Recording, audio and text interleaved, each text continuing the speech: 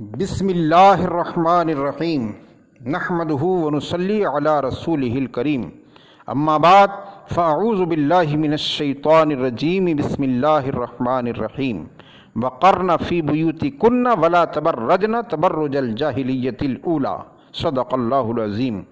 عزیزان ملت، پردہ عورت کا حقیقی زیور ہے، اس کے تعلق سے چند ضروری باتیں آپ ملاحظہ فرمائیں۔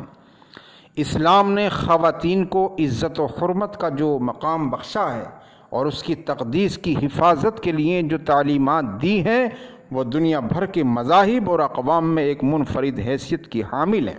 ارشاد خداوندی ہے وقرن فی بیوتکن ولا تبرجن تبرج الجاہلیۃ الاولی، لیکن آج کا ماحول اس کے بالکل برخلاف ہے کہ جہاں قرآن نے وقرن فی بیوتکن کہا، وہیں پر آج کے معاشرے نے عفت و عصمت کے بجائے اخلاق باختگی اور حیا سوزی کا کھلم کھلا اعلان کر دیا ہے۔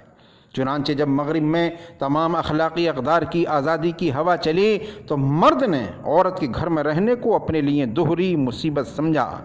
ایک طرف تو اس کی ہوسناک طبیعت عورت کی کوئی ذمہ داری قبول کیے بغیر جو قدم قدم پر اس سے لطف اندوز ہونا چاہتی تھی، تو دوسری طرف وہ اپنی قانونی بیوی کی معاشی کفالت کو بھی ایک بوجھ تصور کرتا تھا۔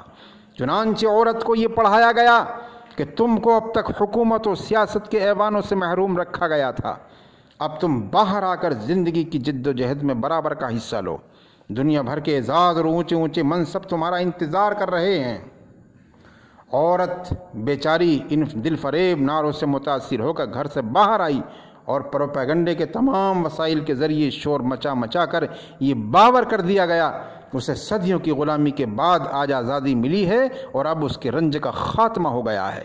ان دل فریب نعروں کی آڑ میں اسے سڑکوں پر گھسیٹ لایا گیا، اسے دفتروں میں کلر کی عطا کی گئی، اسے اجنبی مردوں کے پرائیویٹ سیکریٹری کا منصب بخشا گیا، اسے اسٹینو بنایا گیا اور اسے تجارت کو چمکانے کے لیے سیلز گرل اور ماڈل گرل بننے کا شرف بخشا اور اس کے ایک ایک عضو کو برسر بازار رسوا کر کے گاہکوں کو دعوت دی گئی کہ آؤ اور ہم سے مال خریدو۔ یہاں تک کہ وہ عورت جس کے سر پر دین فطرت نے عزت و آبرو کا تاج رکھا تھا اور جس کے گلے میں عصمت اور عفت کے ہار ڈالے تھے، وہ محض مردوں کی تھکن دور کرنے کے لیے ایک تفریح کا سامان بن کر رہ گئی۔ نام تو آزادی نسواں کا دیا گیا تھا، لیکن ذرا غور کیجئے کہ اس دور میں خود مغربی ممالک کی کتنی عورتیں صدر، وزیر اعظم یا وزیر بن گئیں۔ اگر شمار کیا جائے تو ایسی عورتوں کا تناسب بمشکل چند فی لاکھ ہوگا۔ ان گنی چنی عورتوں کو کچھ منصب دے کر باقی لاکھوں عورتوں کو بڑی بے دردی سے سڑکوں پر گھسیٹ لایا گیا۔ آج امریکہ میں جا کر دیکھیے تو دنیا بھر کے تمام نچلے کام عورت کے سپرد ہیں۔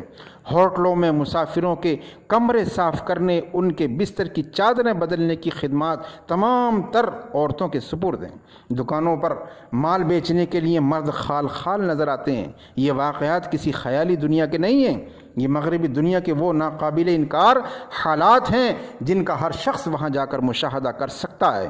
ان لعنتوں کے سد باب کا اگر کوئی راستہ ہے تو صرف یہ ہے کہ ہم پردے کے سلسلے میں اپنے طرز عمل کو بدل کر دین فطرت کی انہی تعلیمات کی طرف لوٹیں جنہوں نے ہمیں پاکیزہ زندگی گزارنے کا طریقہ سکھایا ہے۔